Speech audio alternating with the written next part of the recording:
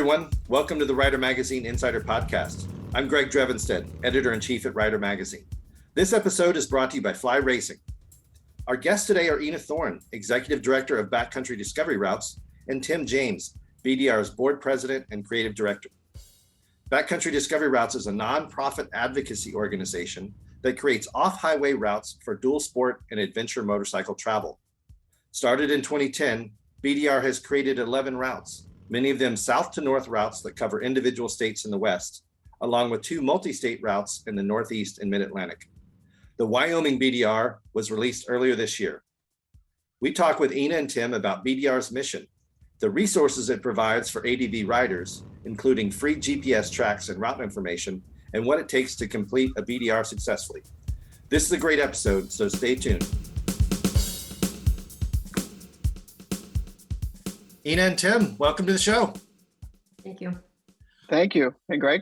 So Inna, you're Executive Director of Backcountry Discovery Routes, and Tim, you're the Board President and Creative Director. Some of our listeners may be familiar with Backcountry Discovery Routes, but for those that aren't, give us some background on the program. Yeah, sure. So Backcountry Discovery Routes is a nonprofit advocacy organization. And our main mission is to create and preserve off-highway riding opportunities for the adventure and dual sport motorcycle travel. We have a number of things in our mission, such as, as I said, the number one, of course, is research and publish new BDR routes. We also strive to keep remote roads open for adventure and dual sport motorcycle travel. We educate the motorcycle community about managed travel on public lands. We work with land managers to better serve the adventure and dual sport motorcycle recreation opportunities. We also bring travel and tourism dollars to small towns along the routes that might be strained by lost industries. So the economic impact is a big part of our mission. And then we just some of the deliverables that we provide to the community with every route release, which we try to do every year. We have a new route. We provide free GPS tracks of our routes to people so they don't have to spend time researching the routes. Everything is right there on our website. They can come and download the tracks. We provide additional travel resources to help them plan their trips. We produce feature-length documentaries. So as riders prepare to ride a BDR, they can watch a feature-length documentary film to see what the terrain is like, what they should be aware of as they plan their trip.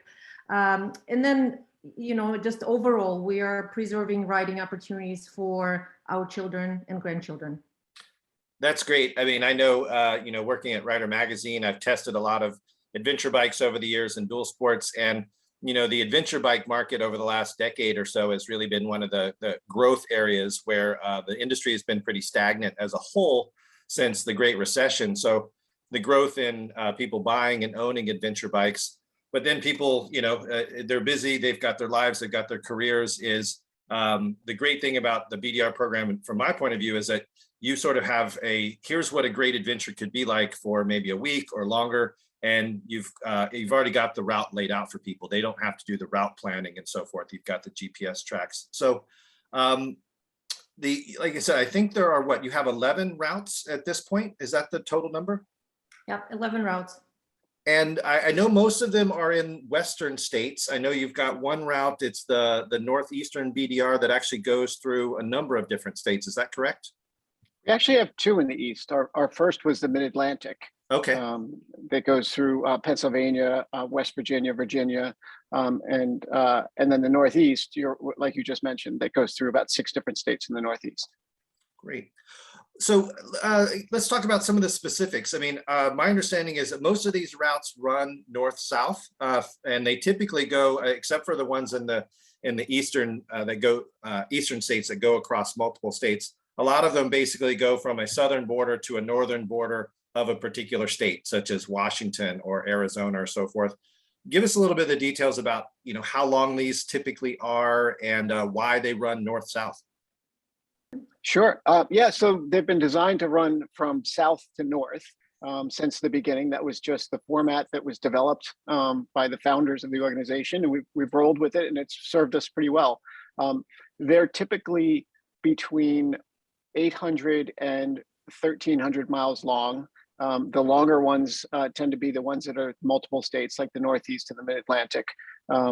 And they're designed to be ridden in around a week. We suggest around a week, and loosely suggest riding a section a day. We break them up into sections, and we do that so that at the end of a certain amount of, a typical day for riding adventure bikes is about 150 to 175 miles on an average. And that's kind of how we space them out and put resources at the end of that throughout the route, so that there's a place that they can get food or lodging or campsites or whatnot. That's kind of the idea behind it, is to have it so that it's sectioned out and they can do the entire route or just a few sections. Yeah, and we try to make sure that our routes go through some of the most remote parts of the state. So, these are parts that most of us will probably never find ourselves at unless we were on our bike and traveling on the BDR. And so it's really like an amazing experience because we these are like some of the best travel destinations that are undiscovered. We just completed the Wyoming route, and everybody knows kind of the main national parks that people go to in Wyoming, but our route is in a completely different part of the state, and so it's really wonderful to for people to see these parts of the country that are kind of hidden gems. And then here they are having this amazing adventure on the bike and exploring these parts of the country that they would probably never see otherwise. Yeah, and that kind of ties back into our mission of driving these routes into economically challenged communities. Yellowstone in Wyoming doesn't really need more tourism, right? But the middle of the state, little towns like Atlantic City, they're going to benefit from this route in a big way. So.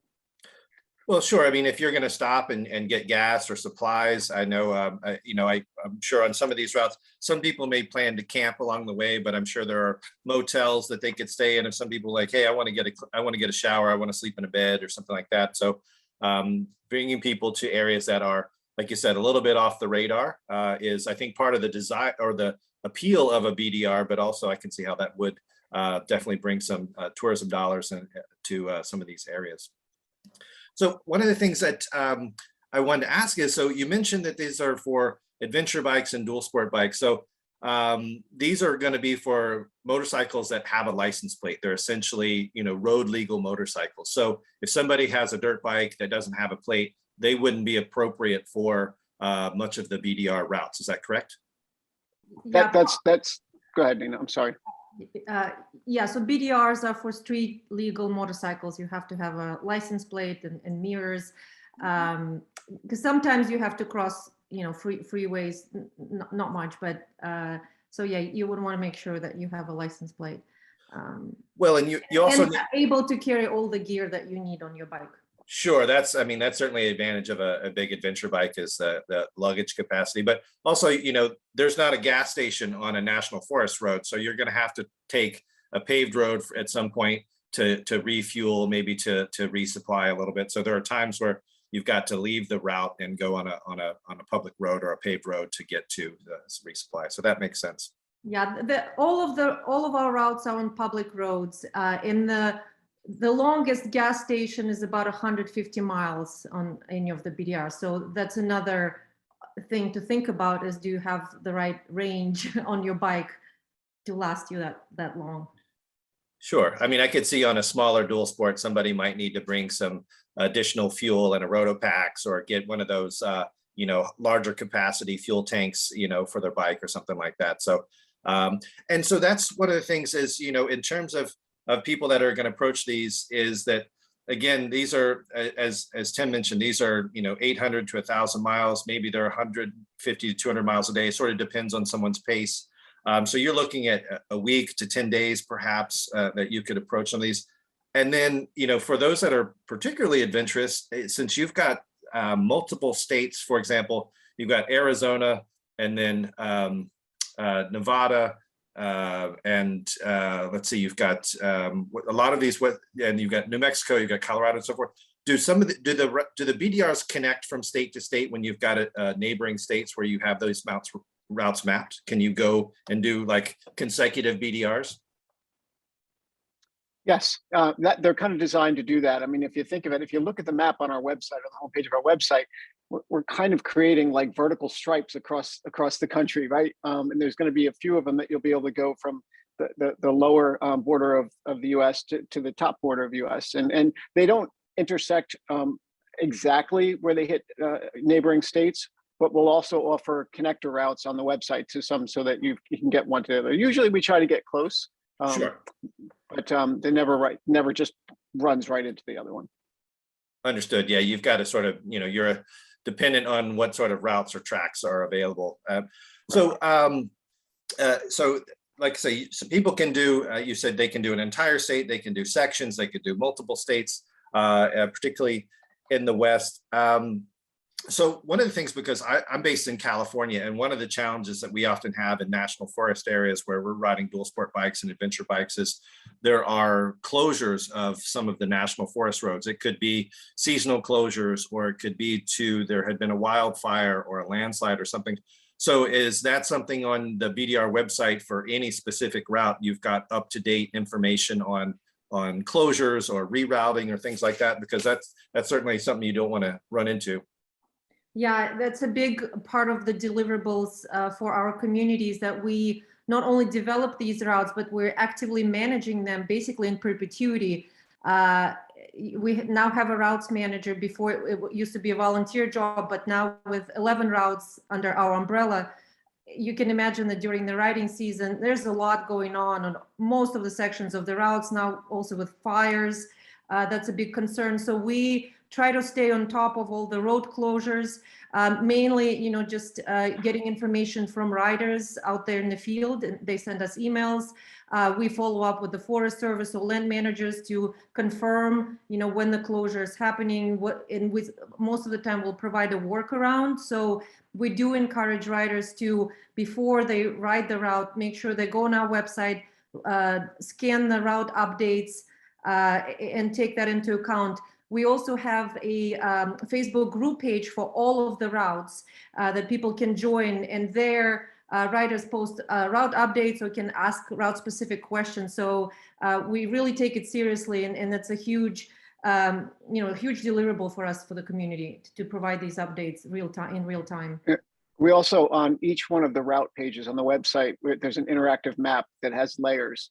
That can show real-time information about things like wildfire and snowpack and a ton of layers. So that's really helpful. It's real time, and they can actually use that out on the route if they have a signal, right? So that's really good information to have at the ready. Absolutely. So we're talking to Inna and Tim about Backcountry Discovery Routes. We're going to take a couple of minutes for a word from our sponsor, Fly Racing. I've tested hundreds of motorcycles for Rider Magazine, and I've been wearing Fly Racing apparel for years. From helmets to boots and everything in between, Fly Racing makes protective apparel for street, adventure, and off-road riding. Fearless pursuit is the foundation of Fly Racing. It drives their design and their commitment to become a leader in the street and ADV worlds. Feature-rich products like the off-grid adventure jacket use cutting-edge materials, innovative design, and enhanced safety features to protect riders in all types of conditions. What does this mean to the rider? Enhanced comfort and safety gives you more confidence in your gear, giving you more confidence on the road and trail. Take your adventure further than you ever imagined. Learn more at flyracing.com.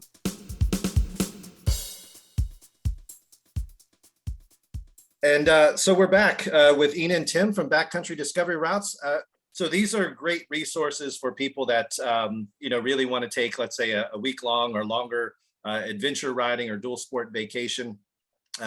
As we said earlier, there are 11 routes. Many of them are in Western states that run from south to north. You can connect these routes. You can do sections of them. There are also routes that cover multiple states in the Mid-Atlantic and the Northeast.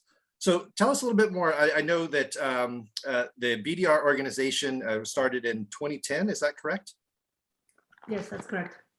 And Inna, you said earlier that you've released approximately one route every year. So, and the most recent route, which was just released, is the Wyoming BDR. That's the 11th route. Can you tell us a little bit more about what makes this one unique? I mean, I'm sure every route is, they're in different states. They all have their own sort of highlights, but what makes the Wyoming BDR unique? I think what we found out is that it was the most remote route of all the BDRs. You're really out there, in the environment, among just absolutely stunning scenery. And it's very empowering and just inspirational and energizing. The riding is really fun. Paul, who served on the board, Paul Gillen was a co-founder, served on the board for 12 years, and he has ridden all the BDRs, and he said that Wyoming is perhaps his most favorite one just because of the remoteness and the fun riding. We, in fact, even dubbed it Mad Flow, hashtag Mad Flow for Wyoming BDR, because it's almost always technical, but not scary technical. So just outstanding riding and beautiful scenery is kind of what I took away from Wyoming. Tim, anything from you? I think it's also probably on the higher percentage of off-highway or dirt roads. I would say if I had to hazard a guess, I would say it's probably in the 80-something% dirt roads, which is really high. I mean, some of the routes are a little less, like the Mid-Atlantic and Northeast, for obvious reasons. It's a little bit few more paved roads on this coast. But I would say that's one, and that leads to that remoteness. I mean, there's days that we didn't see a soul out there.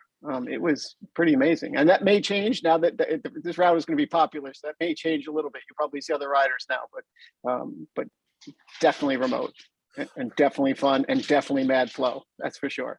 Well, you both bring up a couple of interesting points. One is Inna referred to the technical nature of some of the riding on the Wyoming BDR, and then you both referred to how remote they are. So let's talk about some of the preparation people would need to do, because again, not everybody that owns an adventure bike has off-road riding skills or training, or if they do, some people have a range of experience. What sort of information is available to let people know, hey, if I was going to pick a BDR and I didn't really, like they may pick the one that they're closest to or the state they live in, but is there information to help people understand the degree of difficulty of either the entire route or specific sections? And if there are really technical sections, are there route options to where you could basically avoid some of the more technical terrain? Mm-hmm. Yeah, and as much as we try not to rate routes by difficulty, on our FAQ page, the frequently asked questions at the bottom of our website, we do kind of line them up in the order of difficulty. And I would encourage people to read the FAQs for the individual routes that they're interested in, because it does give them a little bit of a description of what to expect in terms of technicality. Also, watching the documentary films will help you understand how difficult the route is. But in general, we say, do not attempt to ride a BDR as your first, overnight or long distance trip. You definitely have to have off-road riding experience, perhaps haven't taken 1 or 2 off-road classes, have practiced, riding your bike fully loaded with your gear, and haven't taken a few trial rides overnight or a couple nights just to get in the groove of it. Because day after day when you travel with a fully loaded bike on technical terrain, it takes some stamina, it takes some experience. So definitely do not do a BDR as a first trip. And certainly, preparation is key, and making sure that you have the right riding skills, you have the right gear, that your bike is prepared, that you have emergency plans, that you have a satellite tracker or a satellite phone, things like that, kind of common sense, but there's a wealth of information on our website pertaining to that. That's what I would recommend. And the other thing is being physically fit. It's an endurance, right? It's 7 to 10 days And you could be sleeping on the ground for half of that, or the whole time. Some people like to camp every night. So making sure that you're physically up to it, and that your bike is in top shape, because you will have mechanicals even if your bike is in top shape, because bikes tend to break on these BDRs. So you want to make sure that you're prepared yourself and your machine. Sure. Well, about 10 years ago, I did the Oregon Backcountry Discovery Route. Now, I know that's not part of the Backcountry Discovery Route program that you run. If my understanding is that was somewhat of the inspiration for the Washington BDR that Paul Gillen and the folks from Touratech put together. But having done that trip, like one of the things that Inna, that you mentioned is, I'm in California, and that happened to be at the time back in 2013 the closest route to where some of my friends and I lived. We had 750 miles of pavement to get to the southern border of Oregon. But I had a BMW F800 GS Adventure, had a big gas tank. It had panniers that were fully loaded. And as soon as we went off road, I felt like this thing was like, the hippopotamus on roller skates. The bike just felt so unwieldy.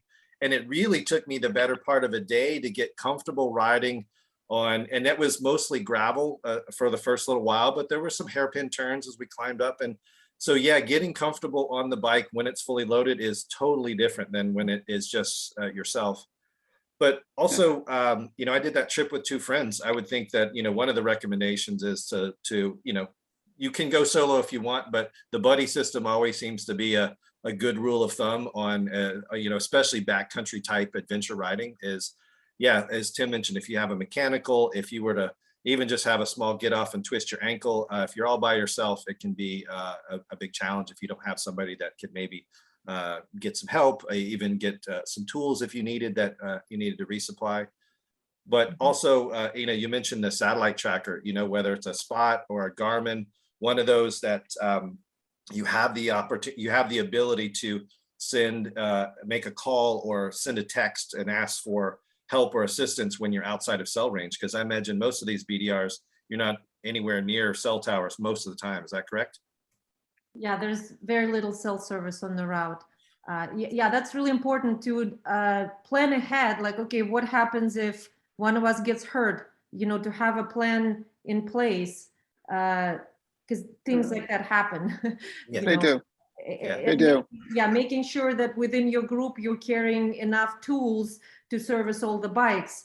So yeah, like even though we take the difficulty out of planning your trip in terms of your itinerary, it's on you to make sure you're prepared, your bike is prepared, that the team dynamics work, because all kinds of personal issues will come up on a 10-day trip. Somebody said, yeah, riding a BDR is like spending 10 days with somebody in a small rowboat. Right. Yeah. Right. Yeah, Right. Even though it might be your best friend, but rest assured that some kind of conflicts will come up, and handling those is kind of an interesting experience in itself. Yeah, choose your partners wisely. Yeah. Yeah, that ultimately ends up being part of the adventure if you've got to work together to solve a problem, or if you negotiate a particularly challenging section of terrain together and you sort of have that camaraderie of shared accomplishment.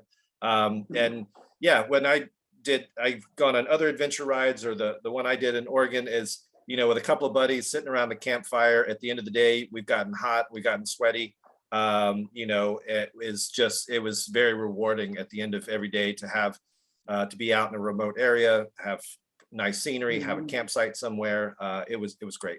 So, and that's kind of the core of the BDI experience, and I think that's why we're supported by the community so much. In fact, 95% of our fundraising comes from the individuals who ride the BDRs. And yes, on the trip you will experience some hardships, and in the heat of the moment you think, why in the world am I doing this? But yes, once you've navigated through that, and at the end of the day when you're sitting around campfire, like those are the most amazing experiences. And that's when people come home, they want to give back to the organization so that more people can experience these. They're really life-changing trips. So that's kind of the beauty and at the heart of the BDR.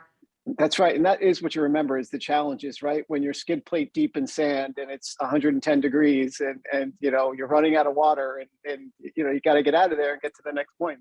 And those are the stories that are told around the campsite and just kind of live on after the adventure. And so you're 100% right with what Inna said. Yeah, I mean, I think that's a big part of the appeal of the adventure bike community and the growth in this segment and motorcycling is, the motorcycles themselves are highly capable and versatile and the proverbial Swiss Army knife of motorcycles, whether it's a GS or an Africa Twin or whatever it may be, but it does allow people to go have these sort of adventures with friends in different places. And what I like so much about adventure and dual sport riding is, frankly, is getting away from paved roads. I mean, as much as I enjoy riding on paved roads, invariably you're going to have some cars or maybe some RVs or something. But when you're on even public national forest roads that are open to anyone, you tend to not see many people. As you both have talked about, some of these routes, you may go all day and see hardly anyone. You may see some more wildlife than people. And that's really a great thing to do when we're all so busy with emails and cell phones and everything else, is to take a break from all that and just be out in nature. So. Hey, Greg, you bring up a good point that just reminded me to talk about something, is that we have a couple of awareness programs that we promote pretty heavily at BDR. And one of them is, out riding is ride respectfully, right? It's a privilege for us to be out riding in these areas, so that we encourage people to, ride safely, ride to the right side of the trail to avoid head-on collisions, be respectful of, other people out there. And our newest one is yield to animals, because in Wyoming, we experience a lot of wildlife, and it can be dangerous to you, but you can also be dangerous to them. So it's, and a lot of the wildlife and the livestock out there is the livelihood of these ranchers, right? So, disrupting their livestock is not a great idea. So be respectful and yield to animals. And it's really important for us to get that message out there. Yeah, that's great. I mean, because as you said, you're trying to preserve access, and access is something that I know, again, living in California, this is a state where we have particular challenges with off-road access, is that if they, the old adage of camping or hiking is pack out what you pack in, is, don't leave garbage, leave things the way you left them, improve them. Or what I often do if I go camping or riding sometimes is, if I find trash somewhere, it wasn't mine, but I'll take it with me, because I hate seeing that stuff out on the trail. So people, like you said, riding respectfully with other people or trail users, because again, if these are public roads, you may have people in other kinds of vehicles. You may encounter people on horseback or hikers sometimes, and they don't want to have somebody come, going through too fast and making a lot of noise or something like that. Have fun, but look out for other people and treat them and the terrain with respect. That makes a lot of sense. Yeah. Yeah. So I do want to ask a little bit more. I mean, I know you said that the Backcountry Discovery Routes is a nonprofit organization. You said that you get 95% of your support is from individuals that believe in the program, have completed BDRs. So how do people support the BDR? I mean, is it just direct donations? Are there memberships? How does it work? Yeah, so a number of ways. We have a supporter program, which is an annual program where riders can donate a certain amount. We have a number of levels, $100, $250, $500, and they actually get a lot of things in return for that donation. We have over 30 adventure brands in the industry who are contributing either perks or discounts or even gifts to the program. So, individuals can donate money, but then they can also use these discounts to outfit their bikes and prepare themselves for the adventure. So that's one way to donate. Another one is just a donation, of any kind. Everything goes, to support the BDR mission. We have additional fundraising opportunities, like we do annual bike build sweepstakes. So people can buy tickets, raffle tickets to win the bike. We also have an annual holiday auction every December, again, with the support from the industry. We have this online auction filled with adventure experiences or training packages or apparel, lighting, anything you want, you can purchase at the holiday auction. That's great. I mean, I strongly believe in what you guys are doing. Like I said, there's not enough access out there, or if there is access, it's difficult for people to figure out how to piece things together. And you have, as you keep adding states, there's more and more routes that are mapped and they're planned, and you monitor the conditions so that people, as you said, they can dip in for a couple of days if it's in their state, or they can go do the whole thing. And I think for people that are, a lot of people that buy adventure bikes, they're maybe returning riders. Maybe they were riders when they were younger and they stopped riding when they had kids. And so maybe they're middle-aged, they've got the time or the money. Is that this, completing a backcountry discovery route really is a bucket list type adventure. And, people, if they take the time to prepare, get the training, buy all the right equipment, get experience with friends and riding and so forth, and plan ahead for one of these things. It's like you said, it's not something for a brand new rider, but I think it could be really rewarding for anybody. Like I said, I've only done one, and I want to do them all, and it's just a matter of time and opportunity to be able to do that. So this is great. So yeah, I think it's important to mention that BDRs are for riders on any budget and any bike. I don't want there to be a perception that BDRs, they're kind of hard to accomplish. Really not. Take training. You can buy a used bike for very little, outfitted minimally, pack minimally, and have the same fun, if not more, on this adventure. So it's really open to anyone. You just have to have the adventure spirit and want to do it. Well, and I'd also encourage anybody to take a look at some of these documentary DVDs that you have put out. They're beautifully produced. They really provide a lot of inspiration, and you can really see firsthand what's the sort of conditions and the scenery and so forth. I think I had reviewed the Washington BDR DVD years ago, and that was my inspiration to go do one of the backcountry discovery routes myself. And like I said, I would love to do all of them at some point. So it's just, I got to find room in my schedule. So. Well, again, is there anything else you want to share with folks? How do they find out more about Backcountry Discovery Routes? Before we wrap things up, can you give us the information about the website? We'll have links in the show notes, but what website is it? Yeah, it's just ridebdr.com. And that website has a wealth of information. You're also always really welcome to email us or call us, and we'll help you out with any questions. Currently, we also have a film tour happening around the country for the Wyoming Backcountry Discovery Route documentary. So if you are on our website, there's a listing of screenings around the country. So come and visit a local dealership and watch the film to get inspired. And then the film will actually be available for free for the first time. We're putting our film for free online after May 1st. Once the tour is done at dealerships, we'll do an online film premiere on May 1st. It'll be a live broadcast online. And then after that, the film will be available for free on YouTube. Great. Well, again, I encourage folks to go to the website. It's really well put together. There's information about the overall Backcountry Discovery Routes program, its mission, how you can support it, but you can drill into the route for each state and find out route information, download GPS tracks for free. You can order some of these documentary DVDs and so forth. So as you said, there's a wealth of information on there. So Inna, Tim, I really appreciate you both coming on the program. It was great speaking with you. Yeah. Thanks so much, Greg, for having us. Yeah, thanks for having us, Greg. Awesome. For the Rider Magazine Insider Podcast, I'm Greg Drevenstedt. Thanks for listening, and keep the rubber side down.